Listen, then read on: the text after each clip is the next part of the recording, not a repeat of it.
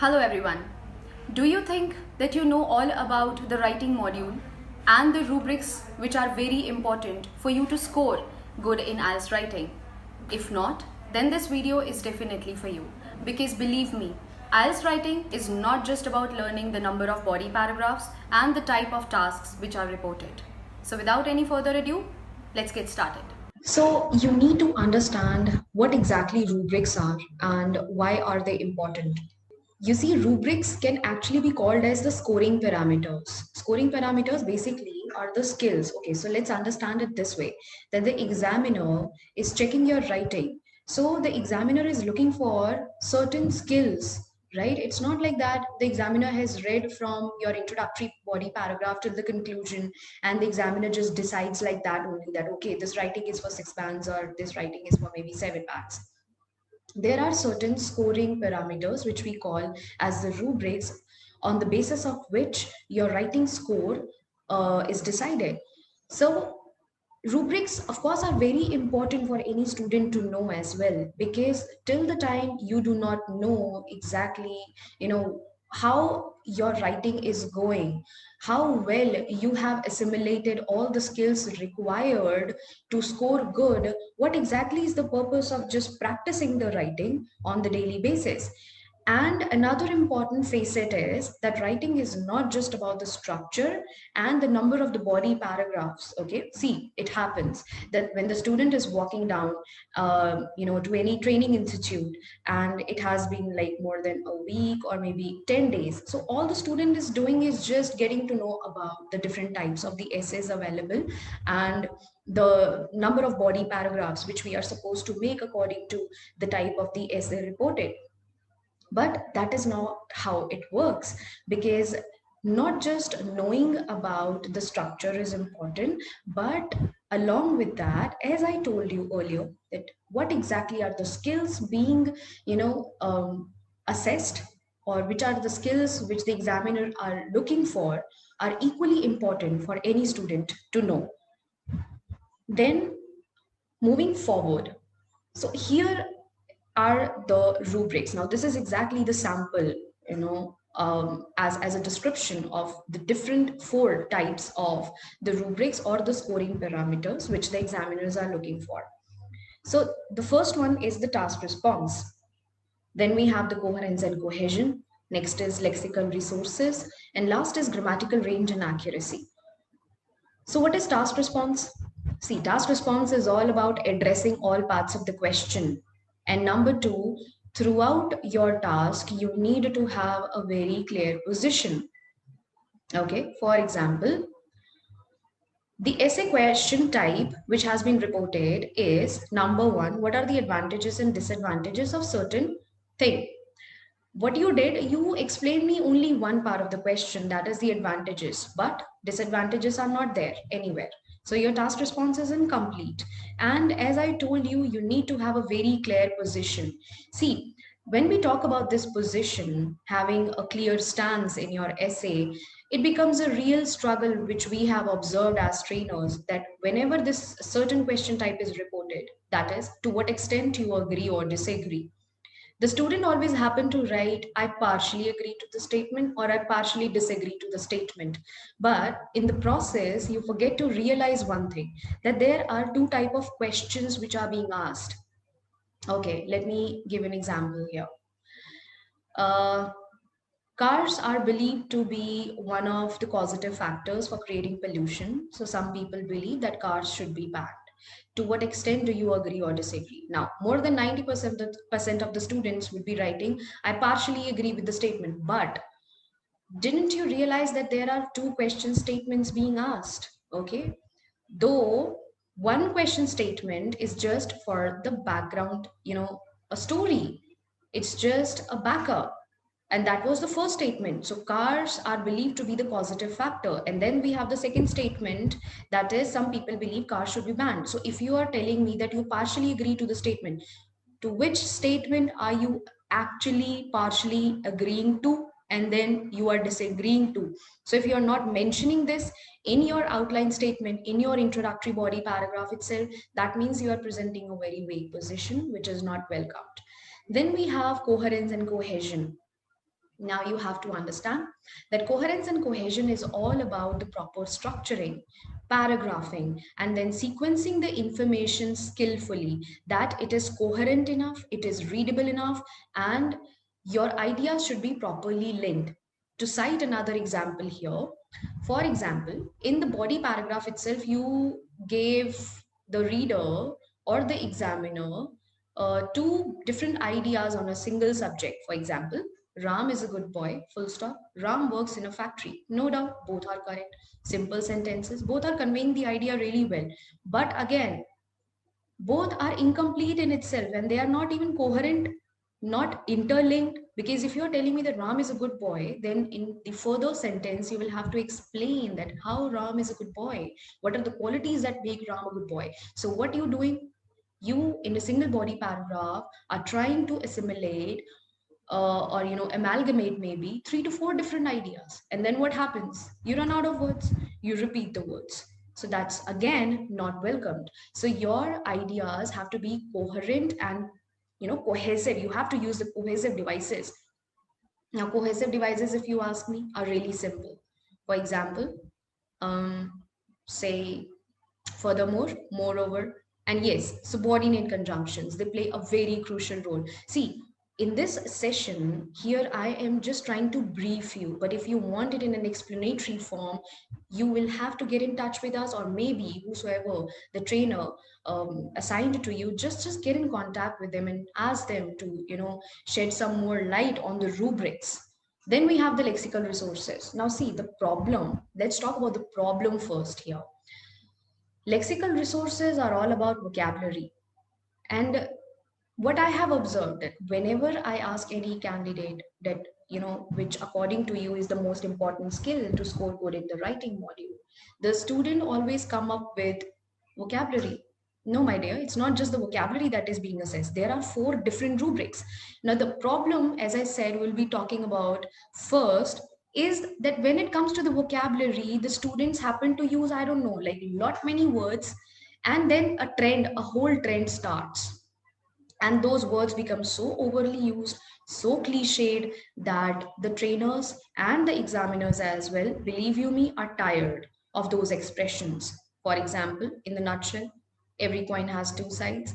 And then there was this word plethora. Okay, so one student started using the plethora, then the whole lot of students started using plethora. So don't you think that examiner will get to know that these words are memorized? And yes, memorized words have a different penalty set for it. So lexical resources is not just the only rubric for which you're going to get the scores, right? Try to understand this thing, that lexical resource is more like a building, right? And then this task response, coherence, cohesion, and grammatical range and accuracy is more like a foundation. So if you are making a 5.5 band sentence and then you are trying to fit in 8 or 9 band level vocabulary, don't you think we'll get to know that it is memorized? So it is very important for you to lay a strong foundation first. That is, work on your task response, coherence and cohesion, and then grammatical range and accuracy. Then go for lexical resources. But because you have to be okay, let's be very honest. Lexical resources, or say building vocabulary, is a very slow process. It's not an overnight game, right? Then we have the grammatical range and accuracy. So grammatical range and accuracy is all about, the typical grammar, the 8 parts of speech, the tenses. But other than that, it is also about the types of the sentences you are making. And by type of sentences, I mean if it is a simple sentence, if it is a compound, or if it is a complex sentence, right? So these are the rubrics, a basic explanation to what these rubrics actually are. And let me tell you in the next slide. So as you can see, so we'll cover this point first here. You need to know that each rubric is scored out of 9 bands. That is, your task response is out of 9 bands, coherence and cohesion is out of 9 bands, and same goes for the rest of the 2 skills as well. So as you can see here, working on the rubrics after basic orientation is done. See, in the previous slide, if you remember, I was telling you that when you walk into an institute and once you have started with your preparation of the writing module, knowing just the structure and the type of essays is not the only thing you need to do, because until and unless you are not working on your skills, then believe you me, you are just jeopardizing your own performance, because you're not working on the skills. Actually, you don't even know that what exactly the examiner is looking for, and it's a language.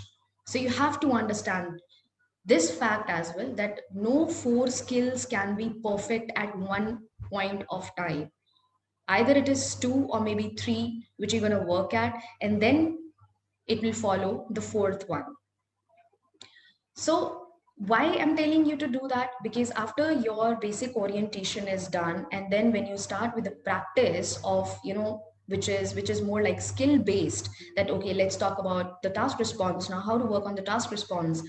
And okay, once we are done with the task response, then what we are left with is the coherence and cohesion. Now let's work on the coherence and cohesion, because that is the only process, or I would say that is the only way through which you can guarantee yourself a good score, a good band score. You have to understand another thing, that is, scores are not just about vocabulary, as I explained in the previous slide as well. Vocabulary is not the only scoring rubric, there are other three also. This one is very important.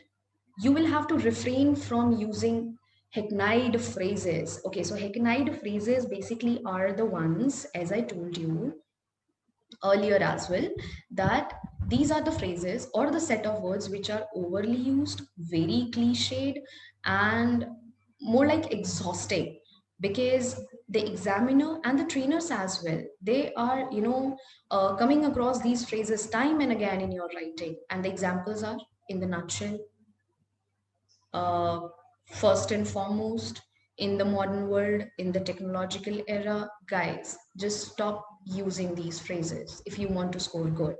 That's the condition. Next, you are not supposed to present a vague position in your essay. Of course, these are all parts of the rubrics itself. What all I'm telling you here in the slide, these are the parts of the rubrics only, right? So by vague position means, again, your task response needs to be very clear. Okay, you need to have a very, very clear stance, the position, the opinion. For example, if I'm an examiner and I do not even have the question in front of me, so just by looking at your introduction, right, it should be clear to me that, okay, what possibly the question could have been.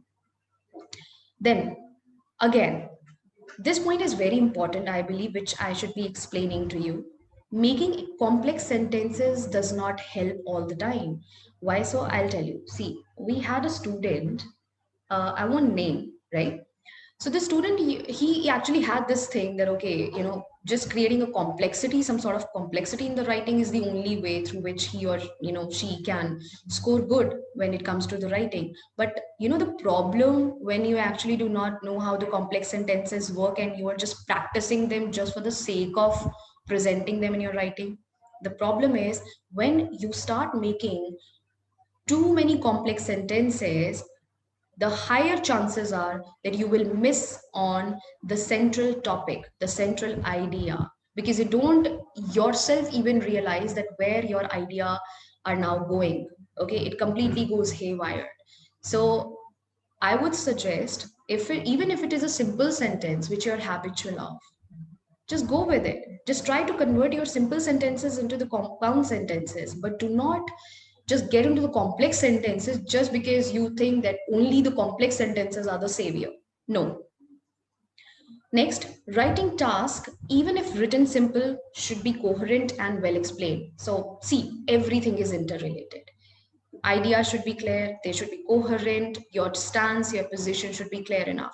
We have had lot many students, and when I say lot many, believe me, not just 5 or 6 in number.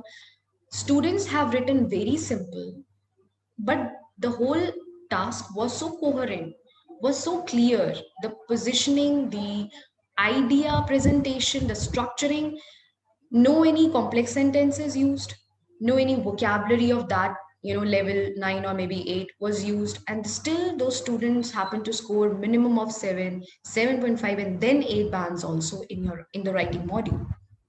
Okay, so try to practice, you know your writing tasks in a very simple manner. So first try to practice in the simple manner and then go for the complexity if you feel you are comfortable with it. Do not try to mix them up. Okay, so all right. In the previous slide itself, I already had mentioned some of the examples of the Hackneyed phrases, but here it is again. So these are the examples of the overly used phrases which you need to stop using right now, I would suggest. So number one is broaden my horizons.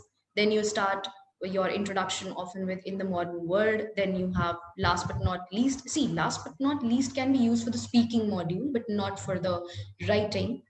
Then in the nutshell, for conclusion body paragraph. Then you use every coin has two sides many times in the age of science and technology. And last is I would like to expand. So just refrain, just stop, giving visual pain to the examiner, because if you really want to score good, show something new and something very simple to be understood. So that's the whole idea. Okay, now the reason that I'm showing this slide here to you is because other than this task response or task achievement, coherence and cohesion, lexical resource, grammatical range and accuracy, there are other rubrics as well which are need to be taken care of. Now, those who have already started practicing might have attempted the writing on the real exam sheet or might not have yet. So I don't know if you have clearly or very vigilantly observed your writing sheet. If you haven't, just do it, okay? And do it today only. So as you can see, there is examiner 2 and then we have examiner number 1. So both of them will be following the 4 rubrics only to check your writing. But as I said, there are other rubrics as well to be taken care of. So have you ever observed this block in specific? Okay, so the first one is under length. Do you know they count your words as well? If it is off topic, the number of words, as I told you, the numbers are counted. Okay, even your article is counted as a single word. Then we have if the topic is memorized or maybe the phrases which you have used are memorized. That's the reason I was telling you to refrain from Hackneyed phrases. The penalty. Did you ever know that penalty concept even exists when it comes to the writing module? Yes, it does. And then the column for illegible. If whatever you have written is completely illegible, it's not acceptable. Just because, for example, the question is asking you about east direction and all you are explaining is about the universe, right? So these are the blocks wherein you receive penalty for violating these rubrics, these small parameters, which I believe you people have not been really taking care of, because all that matters, more than 95% of the students, they are just into this, this cliched style of practice that the whole time what they need is the agree disagree, the type of, the extent, the to what extent you agree or disagree, the advantages and disadvantages. So clearly you need to understand this. I am again going to put emphasis on this fact that do not just fall for the basic orientation in which it is all about the type of the essays reported, but also follow the rubrics which are very important, because till the time you do not exactly know what exactly the examiner is looking for, how do you think you are going to score? Do you think just practicing the types of the essays and the number of the body paragraphs which you're supposed to make is going to be sufficient? No, definitely not. Right? Then, other than that, there are certain things which I believe, again, are very important for me to discuss with you. You see, you have to take care of the saturation point. I don't know if you really know that there is a concept called saturation point, which everybody, be it a working professional or even if it is a student who's practicing for the IELTS especially, saturation point is always there. Okay, so once you are in the class for 15 days or maybe for 20 days, you will reach a saturation point where your performance will get blocked. And by block, I mean you will reach a level, for example 6.5, your performance will not go beyond that, rather it will start falling down, and that will ultimately lead to the frustration, self doubts that, okay, I'm not able to score, maybe the doubt on the trainer, their methodologies. So it is very important for you to take care of your saturation point before you reach that, before you hit that. Please tell your trainer, ask your trainer to make your training skill based. You must work on the skills. Of course, this point is very well, explained already in the previous slides. You have to ask your trainer to help you understand the rubrics, the scoring parameters better. Now, what another important point which I want to explain, or I would rather like to talk about, you have to take printed copy of the writing band descriptors. See, writing band descriptors, the public version is available on Google in the PDF form. You have to download it and you have to attach it to the front of your notebook. Why so? Because when you have written your task, at least you will be able to self evaluate it. For example, if I'm writing my task, I'll be proofreading it. And if I'm having the writing band descriptors, that is the rubrics in front of me, at least I'll be able to self evaluate that, okay, if I'm meeting the expectations of task response, if my task, which I have just written, is going in accordance to the coherence and cohesion, the lexical resource, and the grammatical range and accuracy, because that helps a lot. So ask your trainer or maybe by yourself. Just in the Google bar, type writing band descriptors public version PDF, get it downloaded, printed, and then attach it in front of your notebook. Then try your hands at one of the rubrics to attain perfection first. By that I mean, as I told you, if you were listening carefully to this video, to this whole session throughout, so about two to three times I happen to tell you this, that it is very important for you to work on two or three particular modules, rubrics at one given point of time, because working on all the four cannot be possible, because again you have to understand the fact that it's a language and language can never be perfect, right? Now, you have to understand this thing. Task 1, 8 out of 9 bands, and task 2, 6.5 out of 9 bands. See, when we talk about, and this point is related to this as well.